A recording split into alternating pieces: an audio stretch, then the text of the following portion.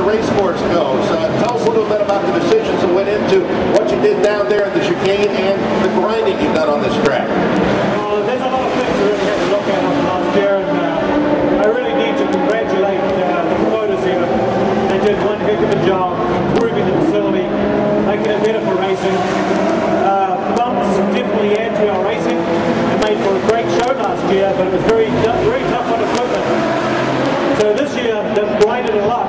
Turn 3 all the way around the stadium to turn 6, and you'll see a lot of grinding down the straightaway. We've changed the chicane slightly. It's a little quicker, a little better for the driving. Hopefully we can induce more passing and see a really good show. Now, to get the season underway, this has to be one of the toughest starts for ChampCar in that 1, 2, 3 weekends right in a row, all of them temporary circuits. It's definitely a tough start. Actually, 3 weekends in a row is difficult at the best of times. But 3 weekends in a row with a new car has been very, very demanding on the teams, and so far the teams have stood up very well, but I'm sure they're looking for a little bit of a break and probably welcome a little break. All right, I'm going to head on out to the audience. Before I do that, Tony, you might want to answer the question you just brought up about the new car, the new Panos chassis. How is that responding? What is the feedback you're getting from the drivers and the teams on that? The chassis itself is responding very well. The teams have been very positive. I'd say it's fair to say we've had a few little issues that we've dealt with as a group, and that's been the good thing about the series. Dealing with things as a group makes it far easier and quicker to solve any problems we have. So far we're very happy. We love the look of the car. The performance has been exceptional. So we just need to continue improving. All right, it is your turn now to ask Paul Gentilozzi, Tony Cotman questions here. Just raise your hand. I'll come around to you because the only way we're going to do this is for somebody to talk into a microphone here. Yes, sir. Question for each. Are you going to combine your race team locations into one or stay at 2 separate shops?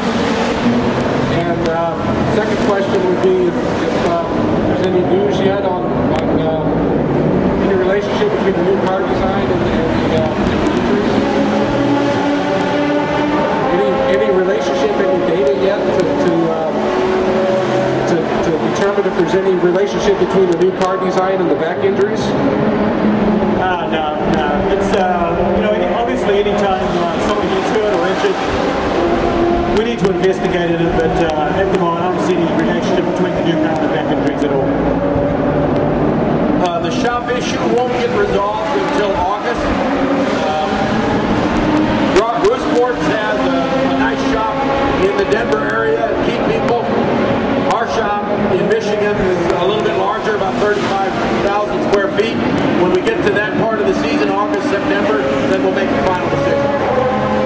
All right, anybody else that has questions out here? This is your time because it's a fan forum. Anybody? Come on, yes, sir. It's a question for Paul. When do you think we're going to see 20 or 22 cars on the grid? Well, I'm never the guy that said that, so but I think here the car count issue is a big deal for everybody. And back in December, we honestly believed there were 2 more teams coming. They came to us, led us to believe they had funding. That would have been 4 more cars in our field. In the world of racing, sponsorship deals are very delicate. Those deals didn't happen, and we lost those 4 cars just about the first week of January. I do believe you'll see 1 more car coming, and we'll be at 18, but I don't think this year we'll get near that number. Now, Paul, one of the things that I have seen is a real push toward the marketing end this year. So much, whether it be the presentation on the victory podiums and that sort of thing. Tell us a little bit about what the series is hoping to do just to bring the news of this series to the fans. Well, it's a real battle to get noticed in the world. And in the sponsorship world, you have to have a story to tell. It seems like every time we build some momentum, something happens that upsets our forward thinking. Last year, we made a lot of progress, and the issue of merging with the IRL came up. And we lost 4 months of momentum while we negotiated back and forth. We decided now that we're not even going to discuss, period. There is no topic of discussion for us. Because every time we get momentum, the last 3 years, April, May comes along, and everybody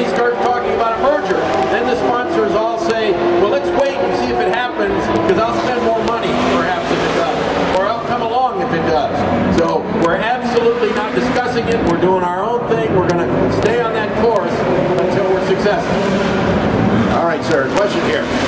Yes, what do you plan to do differently working with the local promoters to help get more fan participation for the Houston race? I'm very concerned about the Houston race, and if there is a commitment for however many more races we may have here in Houston, I'd like to know that. But my first question was, what do you plan to do differently to get more fan participation for the Houston race? Well, Mike Lanigan and his bunch, this is the second year, and those who have been here a long time, I mean, I raced virtually every other Houston Grand Prix there was with the Trans Am Series, and it was much easier downtown to mobilize the community. In a big city like this, it's hard, when you got all the other sports, it's hard to get fans to recognize. $1 million promotional budget only reaches about 5% of the fans in your market. So what we've done is we've grouped our promoters. We've taken the people from Las Vegas and Phoenix and Long Beach and the other good cities, and we've brought them into the mix so that our promoters are working together as a group. What happens now, we might get Budweiser or Coca-Cola in Long Beach, but we're not getting them nationally. And we need those companies to do activation in the market. We can't spend enough money to tell everybody in Houston there's a race. So we need all the sponsor companies to come together. So our big push has been to national marketing for the events. So that when we get those associated people, whether it's Chevrolet or Budweiser or whoever, we need them to partner with us. So that's the biggest thing we're doing. If you don't reach fans, if you don't do television and radio, people in the market won't come. And I'll give you some idea. An event like this costs about $10 million to put on. If you spend 10 or 15% of your gross budget on marketing, that's about all you can afford to do. It's still not enough.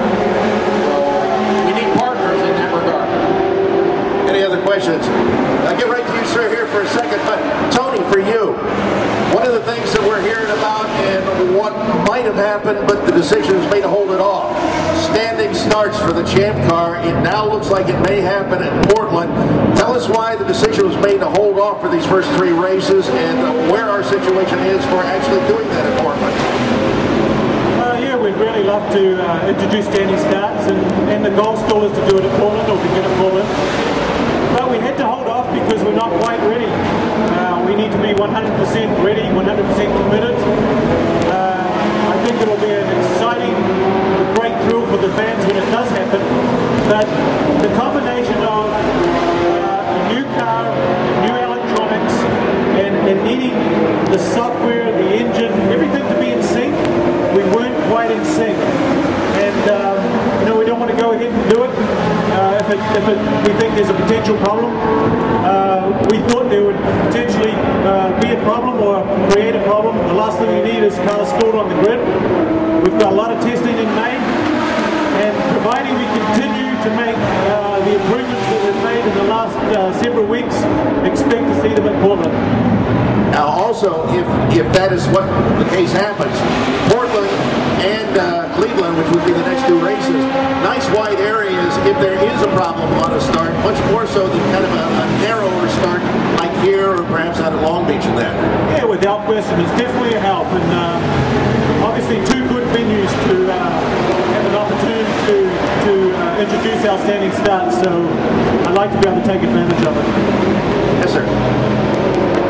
Hi, well, one of my questions just stolen from me, but that's okay. The other one refers to the chassis. The DPO one looks great, it's run fast, it seems to be rock solid, but there are rumors showing up on the internet, on that place where of course there are no lies, that say the chassis is cracking. So the question is it, and if so, exactly what does that mean? No, the chassis is not cracking. As you said, rumors run rampant, and I don't know where people get them from, but do understand we are 16th in Georgetown. Okay, do understand we are running street circuit events with a lot of curves. If you hit the curb wrong, you'll bend your skid and potentially do some damage. But any rumors that are out there about the tub cracking, and it's becoming dangerous or there's a problem are absolutely false. Any other questions we got there? Just raise your hands. We'll come over to you. Yes, sir. Yeah, I got one. I can see the scoring and timing on the qualifying today. The scoring and timing on the big screen is absent today.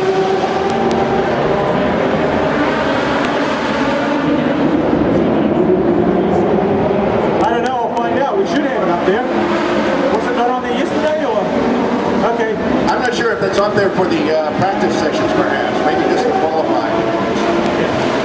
I went to Long Beach last week, and it was up there the whole time during the practice, warm-ups, and the qualifying. And today we don't have anything. Okay, once I leave here, I'll go and find out. Okay, other questions? Just raise your hand, we'll come over to you. All right, once again, Paul, what about yourself and, excuse me, I didn't mean to step on you there. Paul, as a race driver, as a team owner, does that give you a better opportunity to relate to your driver than, say, somebody who's never sat in the cockpit and is just paying the bills? Well, certainly you're more sympathetic when he screws up and hits something. That does happen as a race. Not that I ever hit anything, but I think in the case of Alex, and I can't tell you how glad I was to have Alex come back to our team. Biggest mistake I ever made in racing was to change drivers in 2005. We lost considerable momentum, and I made bad decisions. Decisions that were good for the series, but bad for my team.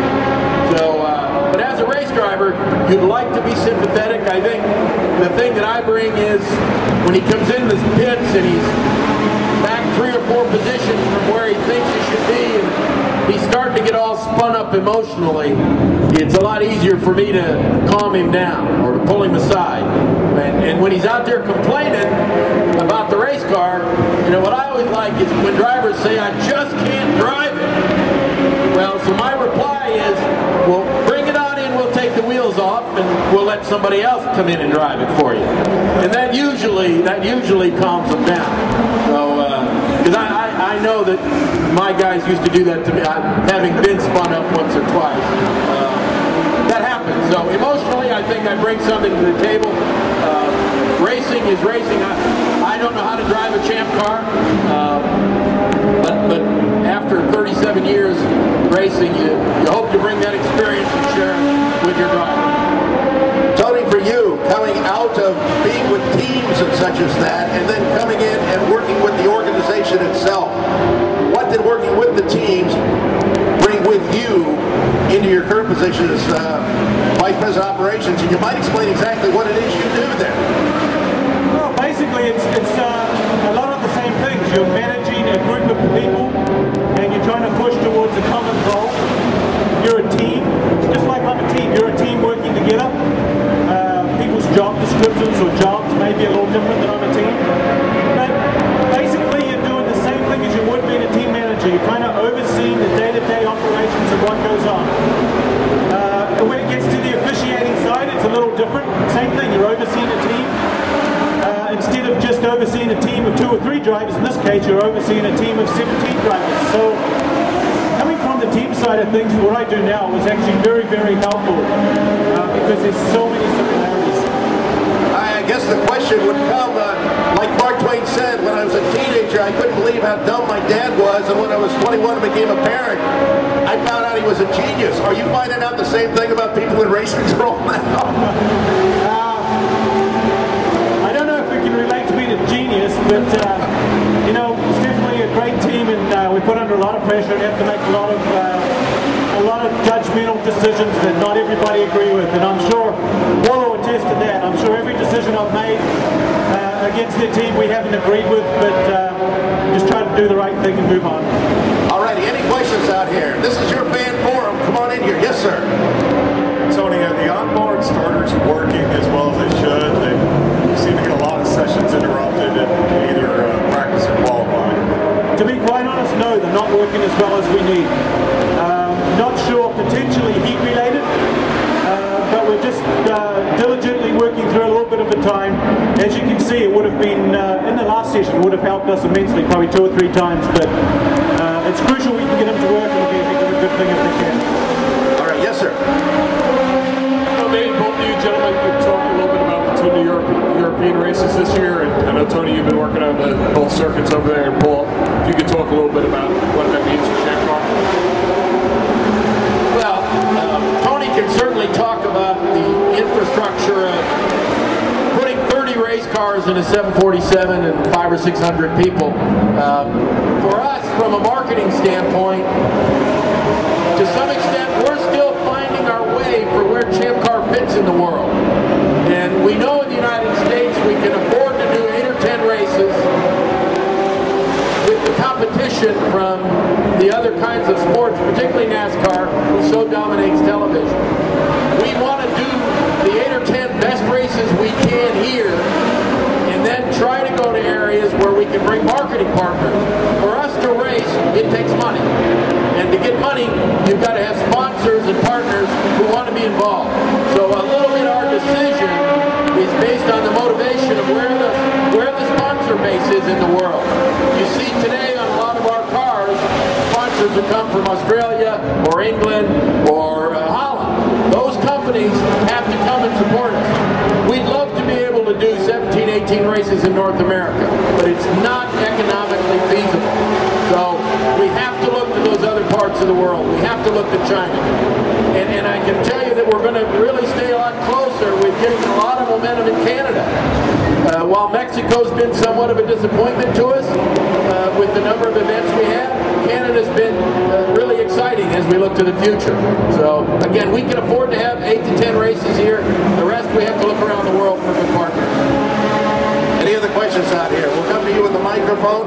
Paul, let me ask you from your owner standpoint as owner of series, part of that series ownership, with the Atlantic Series, we've seen at least one team in mass move up from that. How important is that, not just as a feeder series anymore for drivers, but getting teams ready in itself to move on up to ChampCar? Well, obviously, we see a team move, and we were supposed to have another team move.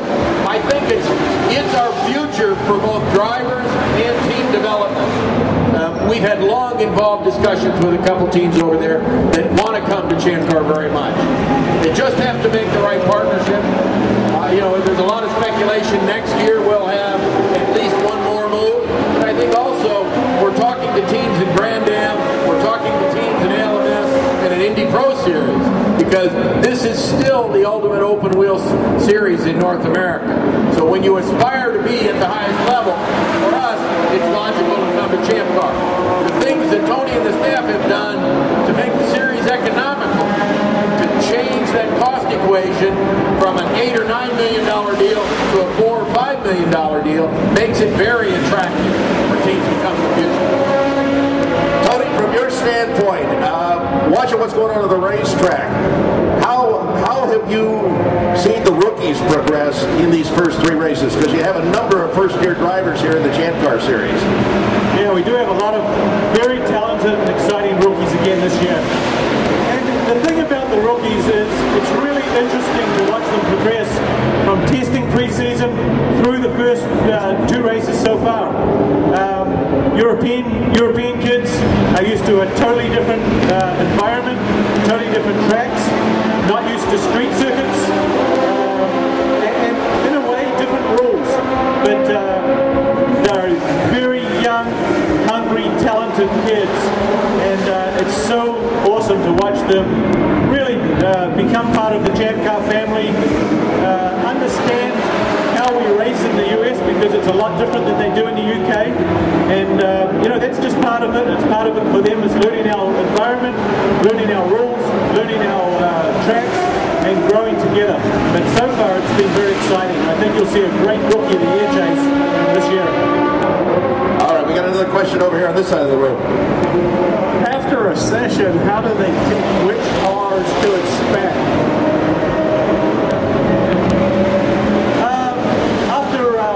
Before and after practice session, it's not mandatory, and it's totally up to the team's discretion. It's on the team to make sure that their chassis complies with the rules. After qualifying, you'll see the top 3 go through without question, and then generally 1 or 2 other cars that are randomly picked. So you'll generally see 4 or 5 cars come through tech, based on where they did in qualifying or how much they've improved from the day before. Tony, as far as Houston is concerned, last year it was in May, it was a night race. This year we're doing the Sunday afternoon situation in April. How much of this is ChampCar, how much of this is a promoter, or is this kind of a combination decision by the 2 groups? Paul can probably answer that better than I can. Well, the decision, first of all, I think last year's decision to race at night was a little bit of a mistake. Racing in America pretty much takes place on Sunday. And so we wanted, plus it's difficult, it's a family sport. It's really difficult to say, I'm going to bring my 5 and 7-year-olds to the racetrack and we're going to get home at 11 o'clock at night. So from a fan standpoint, sure it's a little bit warmer. You can see so much more during the day. And we needed 3 days of the event to generate interest in the community. I think that was the biggest part of our decision. The joining with ALMS makes great sense for us. It's going to be a great race today. We're going to get to see some real exotic cars. They're going to continue to put rubber down on the racetrack, which is going to make it faster for tomorrow. Now, one of the things, talking about rubber with so many different series, of course, we use the Bridgestone Potenzas, but every other series has their own type tires, and then ALS has a number of different tires out there. How do the tires relate as far as when the ChampCars go back out there? Is it kind of competing with what's left on the track, or does it complement it? I don't think, and Tony can speak to this also, I don't think that the rubber buildup is the issue as much as cleaning the racetrack. You know, we're basically racing on streets and a parking lot, and it takes a long time to get the dirt down from the pores in there. The more you drive over it, the more it gets. I don't think there's a problem compatibility-wise with the rubber between the series at all. Okay. Any questions out here? Anyway, just raise your hand, we'll bring the microphone to you. Okay, still no questions. Oh, we got one back here. Yes, sir. Thank you. My name's Rick Johnson. I'm from Indianapolis. I've been to every race almost since 1969. You guys got to get together with IRL. We need you both together. Nobody likes the IRL. You know, we just need you together. I don't think, I mean, when we talk about the IRL is just the guys who left CART. There's nobody left in the IRL that wasn't a key part of CART. So we've talked and talked and talked, and ultimately the responsibility for that merger, reasonable people have come to agreement many times. In the end, there's always one obstacle that we haven't been able to overcome. We've tried everything. Now we've honestly quit trying. We're going to go ahead and build our series, and we'll see what happens in the future. But right now, the only thing I care about is ChampCar. It would be great if we had 30 cars, and if we had some of those great drivers with us. But too many good people have wasted too much time. We can no longer do that. We just have to do our own thing and try to be successful. Paul, once again, from the owner's standpoint, pause out there for that. From the owner's standpoint, you mentioned a little bit earlier that Mexico had been a bit of a disappointment in terms of what you've been able to accomplish there. Here in the United States, the Hispanic market becoming so important. How important is it for the series to hit these other kind of demographics right now, not just the typical ChampCar demographics that maybe we've seen for the last 10, 15 years? Well, I think that evidence is here in Houston, and we've reached into the communities of all types to try to bring more people to the race. So the promoter here has gone out and made financial commitments to marketing in specific ethnicities. We want to welcome everybody. I mean, this is a sport where our drivers come from every background, everywhere in the country. It really doesn't matter. The only thing you have to have is talent. So it doesn't matter what you look like. It doesn't matter whether you got a vowel at the end of your name. None of that matters. If you can drive the race car, you're going to be all right. So we have to continue to reach out. We're working really hard in Mexico. We'd love to go back to Monterey and have 2 races there. We still have the most successful event in Mexico City. We've all watched the other guys go there and try to race, and they don't have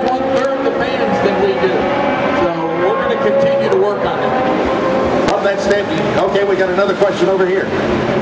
Well, welcome. My name is Joe. I have 2 questions. One, what are the drivers saying about the track this year, winding down? And number 2, with the break coming up, is there going to be any extra practicing rounds to keep the guys in driving shape? Well, number 1 on the racetrack, I would say that it's 100% improvement, but it's still not perfect. It is a short racetrack, and it's got a bumpy environment. Next year, the promoter will do even more to make it better. So we've made a huge improvement from last year to this year, and it will get better again next year. All of the teams have 600 miles of testing they can do after this weekend.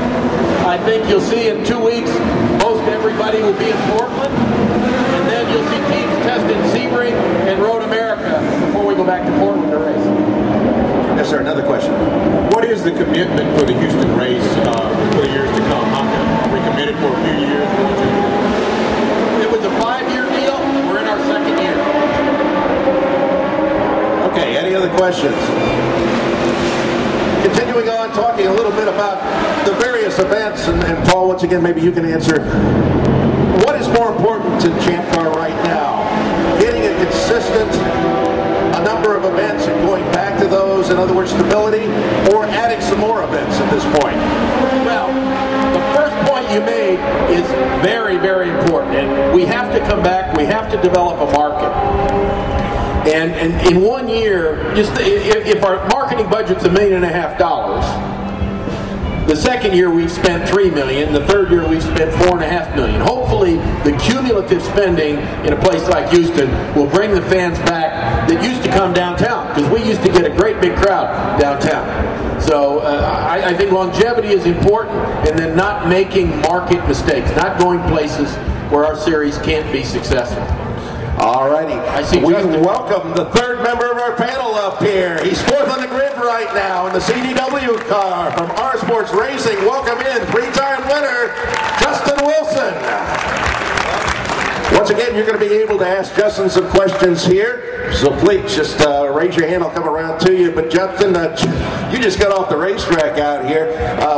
What was it like this morning as compared to what you found yesterday afternoon? Well, first thing this morning, it felt very bumpy. I think that's just after a good night's sleep. You get back in the car and your body's a little bit dehydrated, so the bumps impact you a little bit harder the next day. And tomorrow morning's going to be even worse. So you're just trying to rehydrate as much as possible. And it just helps everything, you know, whether your body's chance of recovering, your vision is also affected.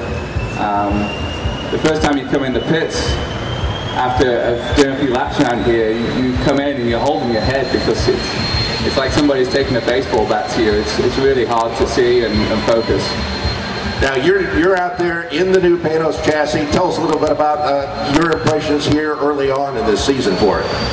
I think it's an excellent car. It handles very well.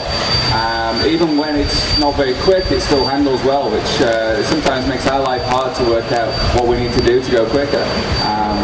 But so far, very pleased with how it's working. The guys are having to work very hard. There's a few details that they're having to work on to make sure that we get the reliability. Obviously in Vegas we had a gearbox problem, so there's a few things that still make us nervous, but that's true for any new race car. Until you've got a few races under your belts and plenty of miles in testing, you're always going to be that bit unsure of what could happen. So just very pleased. The paddle shift helps around here. You're not as busy in the car. You can actually keep both hands on the wheel, and that helps. So you know, we're just trying to understand it the best we can, get the most out of the setup, and try and, you know, stop Sebastian running away with this one. Now we asked one of the car owners about the new combined effort here with R Sports. From the driver's standpoint, with you and Tags, how's it been going, and are you really learning a lot from each other now in a teammate situation? Yeah, definitely. This championship is so tough, and it's virtually impossible without a teammate. You just can't compete. And it's been excellent to work with Alex. He's brought a lot to the team, and I think I've brought a lot to him. And between us, we can move forward much quicker than you can on your own. So You know, if you have work to do, one can go one direction, one can go another. At the end of that session, we look at it and say, okay, this is working, this is not working. We can both go to one setup, and that's what happens. You know, in Vegas, I was following him.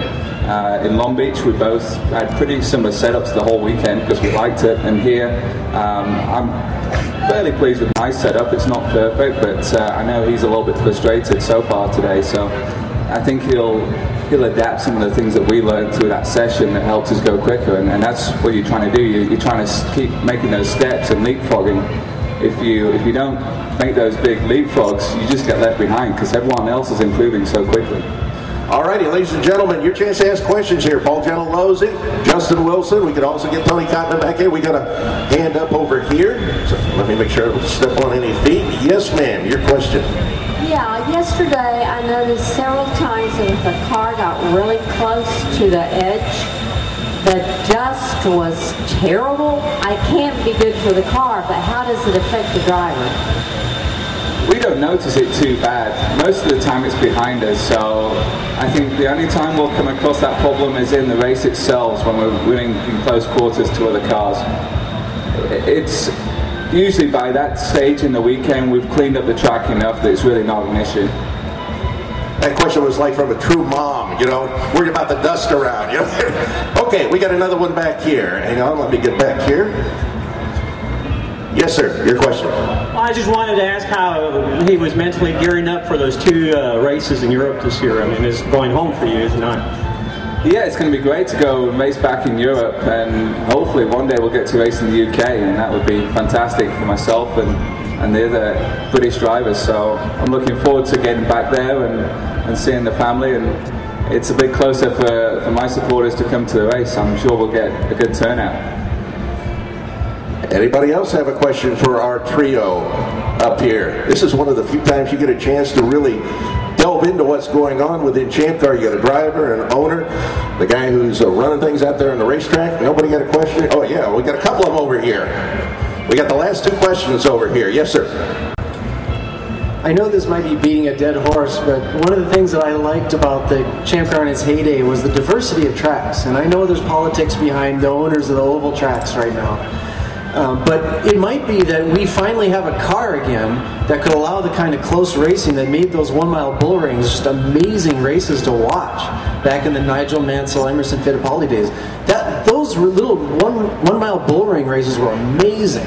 And, you know, in the Hanford device days, those races just were boring to watch. And I think that, you know, the product really suffered. You might actually have a car that could make that product back where it was if you could just get back to those tracks. Or do you just think business-wise the ovals are just dead in the U.S. right now? Well, I'll let Tony speak to the technical side. The marketing side, when we look at open wheel racing at some of those 1 mile tracks today, the problem is the fans, they always run after a NASCAR race. So whether it's Nashville or Bristol or Memphis or wherever, I don't know the schedule that they run, but when they run those tracks, honestly, the commercial side is that fans don't want to come.